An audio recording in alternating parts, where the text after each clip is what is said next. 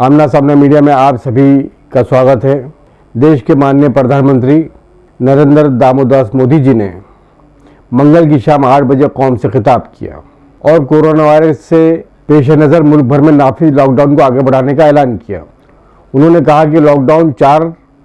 नए तरह का होगा और 17 तारीख के बाद जब लॉकडाउन का तीसरा मरहला ख़त्म होगा तो नए उसूल और ज़ाब्ते तैयार किए जाएंगे और उनका ऐलान किया जाएगा। प्रधानमंत्री नरेंद्र मोदी जी ने अपने संबोधन में 34 मिनट के भाषण में शुरू के 18 मिनट मोदी जी ने सिर्फ देश को चूना लगाने का काम किया। मोदी जी ने अपने भाषण की शुरुआत में दुनिया भर में कोरोना वायरस की महामारी से कितने लोग परेशान हुए, कितने लोग इस वायरस का शिकार हुए, उसकी तादाद बताई और ये बताया कि दुनिया भर में तकरीबन 3.5 लाख लोग जो है इस वायरस से मौत का शिकार हो गए, जो कि बहुत दुखद है। वज़ीर आज़म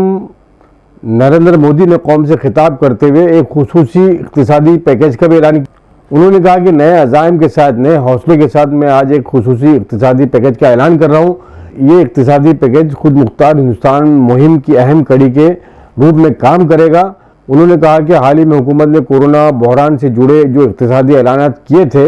जो रिजर्व बैंक के फैसले थे, और आज जिस पैकेज का ऐलान हो रहा है उसे जोड़ दें तो ये करीब 20 लाख करोड़ रुपए का बैठता है। ये पैकेज हिंदुस्तान की जीडीपी का तकरीबन 10% होगा। हम यहाँ पर ये कहना चाहते हैं कि प्रधानमंत्री जी पिछले 4 महीने से इस महामारी ने जितना दुनिया का नुकसान किया वो पूरी दुनिया जानती है। देश के 130 करोड़ आवाम जो है आपसे कुछ और सुनना चाहते थे, जो कि हमने देखा कि आपके भाषण के दरमियान जब आप लाइव थे तो लोग वहाँ पर कमेंट कर रहे थे। हम खास तौर से उस कमेंट्स का जिक्र करना चाहेंगे। आइए मैं आपको बताता हूँ पहला कमेंट क्या था। या आपके बहुत सारे कमेंट में हमने कुछ कमेंट्स जो है उस पर हम चर्चा करना चाहेंगे और हम अपने व्यूअर्स को बताना चाहेंगे कि देश की जनता क्या चाहती है। इसी पैकेज को लेकर मोदी जी के भाषण के दौरान जो कमेंट जो सामने आया वो था राहुल आहूजा का, जिन्होंने कहा कि प्रधानमंत्री जी ये आप यकीन दहानी कराएं कि जो भी इन्वेस्टमेंट आ रहा है या जो भी पैकेज है वो सिर्फ एक रियासत को या एक स्टेट को ना देते हुए सभी रियासतों में इक्वल तकसीम किया जाए। सिर्फ ये गुजरात के लिए ना हो और ये सिर्फ गुज्जर के लिए ना हो। इस पर ख़ास तौर से उन्होंने ध्यान देते हुए बात कही कि ये फंड जो है, ये पैकेज जो है सबके लिए होना चाहिए, ना कि सिर्फ गुजरात के लिए। वहीं हम आगे बढ़ते हुए आपको एक और कमेंट की बताते हैं। वो कमेंट इस तरह का है, आइए देखिए वो कमेंट हम आपको बता रहे हैं आप अपने स्क्रीन पर, वो भी आप देखिए। अनामिका जी है, उन्होंने एक कमेंट किया है कि एजुकेशन सिस्टम जो है सिर्फ रिजल्ट के लिए है, एग्ज़ाम होते हैं, इसका सिर्फ रिजल्ट निकलता है, इस पे अमल नहीं होता, इस पे कोई इससे नॉलेज नहीं बढ़ती, सिर्फ ये एक रिजल्ट आने के लिए है या सिस्टम जो हमारा है इससे कोई मालूमात नहीं बढ़ती। उन्होंने तंज करते हुए बहुत बड़ी बात कही कि शराब जो है वो हेल्थ के लिए नुकसानदेह है, लेकिन हम ये देखते हैं कि उससे बचा नहीं जा सकता। यानी शराब को जिस तरह से शराब की दुकानें खोली गई और ये तीसरे लॉकडाउन के दरमियान जो शराब की दुकानों को परमिशन दिया गया खुलने का, और इससे जिस तरह से भीड़ जमी और कतारें बढ़ गई, वहाँ पर लोग शराब की दुकान में टूट पड़े और ना तो लॉकडाउन की परवाह की और ना सोशल डिस्टेंसिंग का ख्याल रखा गया। पूरे देश भर में वहाँ पर एक तरह से भीड़ लग गई, जहाँ पर हम ये देखते हैं कि प्रशासन भी नाकाम नजर आया, पुलिस तमाशाई बनकर खड़ी रही। लेकिन जो मजदूर थे या आम लोग थे जो लॉकडाउन से परेशान थे, घरों से निकलते थे, पुलिस ने तो उनको बेतहाशा मारा, उनको मार मार के उनकी हड्डियां सुजा दी, उनकी हड्डियां तोड़ दी। लेकिन लॉकडाउन के दरमियान शराब की दुकानों पर नजर आती हुई वो भीड़, वो लाइन, वो कतारें, जिस पर कोई पाबंदी नहीं लगाई गई, न उस पर कोई एक्शन लिया गया, उसी के चलते कहीं ना कहीं अनामिका ने ये तंज किया है। अनामिका ने अपनी इस कमेंट में ये बात भी कही कि अगर आप गरीब हैं तो ये आपका प्रॉब्लम है, ये आपकी मुश्किल है, सरकार इसमें कुछ नहीं कर सकती है। सरकार को गरीबों की बिल्कुल भी फिक्र नहीं है। आइए हम बढ़ते हैं एक और कमेंट की तरफ।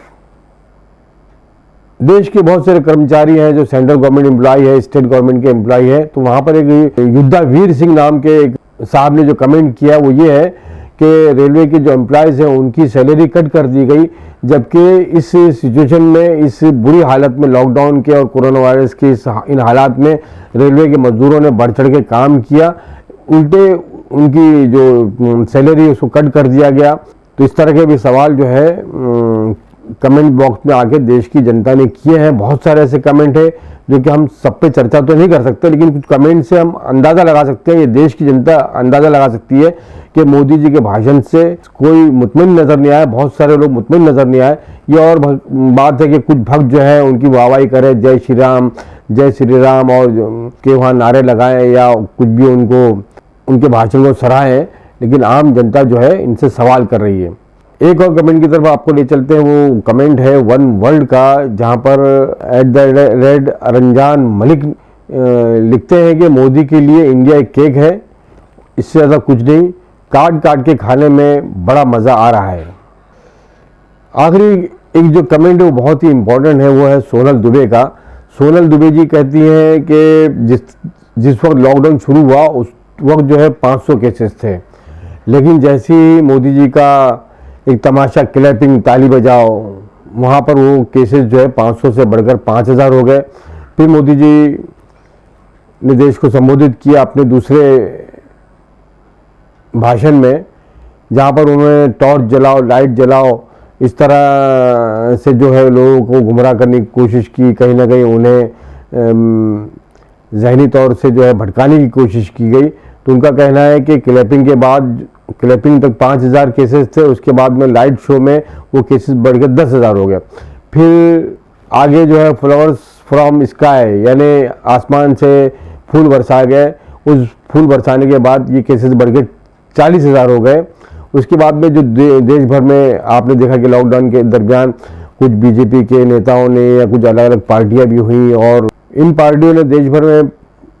40,000 से वो केसेस बढ़ा के 50,000 कर दिए। आखिरी में उन्होंने कहा कि जो रेलवे स्टार्ट की गई, रेलवे स्टार्ट करने का जो नतीजा सामने आया, कोरोना वायरस के केसेस जो है 60,000 हो गए। हम यहाँ सोनल दुबे जी की बात को आगे बढ़ाते हुए ये कहेंगे कि सिर्फ रेलवे स्टार्ट होने से नहीं, जो शराब की दुकानों को और जो दारू जो आम की गई और दुकानें खोल दी गई और दारू की जो परमिशन दी गई, शराब की जो परमिशन दी गई, उसने देश को 60 से 65,000 केसेस की तरफ ले जाकर खड़ा कर दिया। और जहाँ पर ना सोशल डिस्टेंसिंग का ख्याल रखा गया था और ना तो वहाँ पर किसी लॉकडाउन का पालन किया गया, और इसको लेकर ना गोदी मीडिया ने कोई आवाज़ उठाई, जबकि गोदी मीडिया ने सिर्फ तबलीगी जमात के अगर कुछ लोग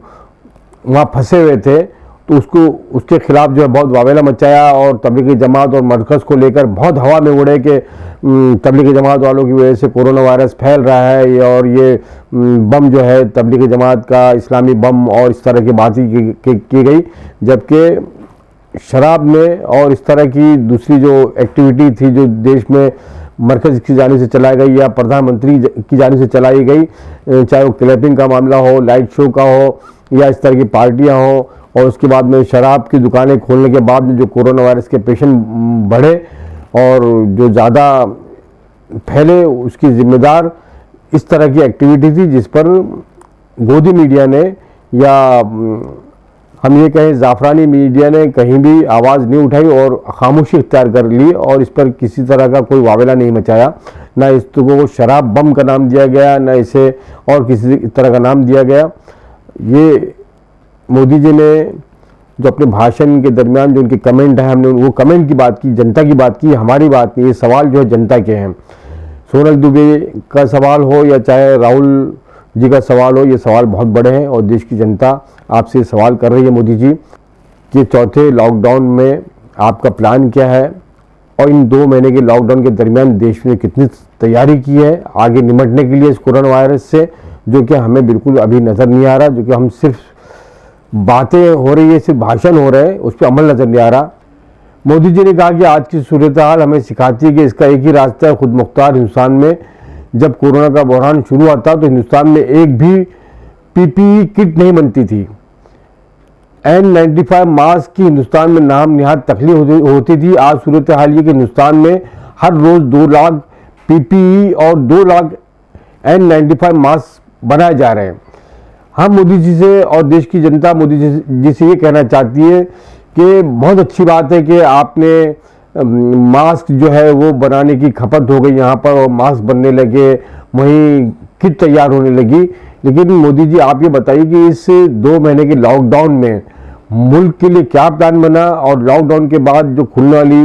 जो सूरत हाल होगी, जो सामने आएगी कि लॉकडाउन के बाद किस तरह से देश को निपटना होगा। और अगर ये लॉकडाउन के बाद कोरोना वायरस ज़्यादा फैल गया तो आपकी हुकूमत ने, आपकी सरकार ने या हिंदुस्तान की जितनी रियासतें हैं, जो भी जहाँ सीएम हैं, उन्होंने अपने स्टेट को बचाने के लिए और आपने, यानी कि हमारे कहने का मकसद ये है कि आपकी मरकज़ी हुकूमत ने देश को बचाने के लिए कितने डॉक्टरों के इंतज़ाम किए, कितनी नर्सों के इंतज़ाम किए और कितनी जो मेडिकल सहूलियात है उस पर ध्यान दिया कि अगर ये मामले बढ़ जाते हैं तो क्या देश इससे निपटने के लिए तैयार है, क्या इससे देश जंग करने के लिए तैयार है। सिर्फ मास्क और किट से काम नहीं चलेगा, आपके पास में वो टीम होनी चाहिए सभी सूबों में, सभी रियासतों में, ग्राम पंचायत लेवल तक और कारपोरेशन के लेवल तक ये सारी सुविधाएं होनी चाहिए, तब जाकर आवाम की जानें बचाई जा सकती है और इंसानियत को बचाया जा सकता है। मोदी जी ने इस तरह कोई भी ऐलान नहीं किया कि हम इस कोरोना वायरस से जंग में लड़ने के लिए हम कितने सक्षम हैं या हमारी ताकत क्या है, हमारे पास डॉक्टर की टीम है या नहीं है। लेकिन आज हम ये देखते हैं कि ना हमारे पास में पूरे मुल्क भर में जो डॉक्टरों की तादाद होनी चाहिए वो डॉक्टर की तादाद भी नहीं है और ना हमारे पास वो स्टाफ है, ना नर्सें हैं हमारे पास में जो कि हॉस्पिटल में अपनी ड्यूटी अंजाम दे सके। देश भर ने पूरे इन 2 महीनों में ये भी देखा कि सारे हॉस्पिटल जो जहाँ पर इस तरह का इलाज हो रहा था वो सारे हॉस्पिटल जो है मरीजों से फुल हो गए। हॉस्पिटल्स ने मना कर दिया कि हम और पेशेंट नहीं ले सकते। हिंदुस्तान की हालत ये है कि लोग कोरोना वायरस के जो पेशेंट जो हैं वो हॉस्पिटल के बाहर गाड़ी में बैठे रहे, उनकी फैमिली उनको लेकर बैठी रही, लेकिन हॉस्पिटल में दाखिला नहीं मिला उनको क्योंकि वहाँ जगह ही नहीं थी, वो सुविधा ही नहीं थी। हमारे पास हॉस्पिटल्स की कमी है, हमारे पास वो हॉस्पिटल्स नहीं है।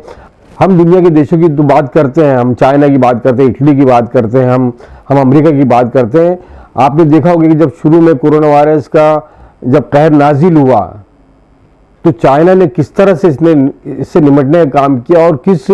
फुर्ती के साथ में, बिल्कुल एक वहाँ के जो पुलिस वाले थे या वहाँ का जो स्टाफ था या वहाँ का प्रशासन था वो बिजली की तरह लपकता था और कोरोना वायरस के हर पेशेंट को पकड़ के उन्होंने हॉस्पिटल में एडमिट किया। 24 घंटे के अंदर वहाँ पर हज़ारों बेड के हॉस्पिटल्स बन गए जो कि हमारा देश देने में नाकाम है और ये सरकार देने में नाकाम है। मोदी जी आप इस पर साफ जो है बहुत ही सफाई से आपने जो इसको नज़रअंदाज कर दिया और आपने सिर्फ अपने भाषण में ज़्यादातर देश के करोड़ों इंसानों को, करोड़ों शहरियों को सिर्फ चूना लगाने का काम किया। सिर्फ अपनी चर्ब ज़बानी से अपनी भाषणबाजी की शुरुआत भी की और एंड भी वहीं किया। सिर्फ 34 मिनट के भाषण में आपने जो 6 मिनट का भाषण जो है जिसको कि मीडिया भी दिखा रहा है, ख़ासतौर से आपका संघी और गोदी मीडिया जो दिखा रहा है 6 मिनट का भाषण जिसमें आपने 20 लाख करोड़ रुपए का जो पैकेज देने की बात कही और इसका इस्तेमाल करने की बात की कहीं, वही पूरे भाषण का निचोड़ नज़र आता है। बाकी और कोई भी आपने कि लॉकडाउन जो चौथा शुरू होगा उसकी तैयारी किस तरह से की गई है या जो मजदूर जो फंसे हुए हैं अलग अलग शहरों में, अलग अलग सिटी में, उनका क्या इंतज़ाम होगा, उनको किस तरह छोड़ा जाएगा। बहुत बहुत शुक्रिया, धन्यवाद, जय हिंद।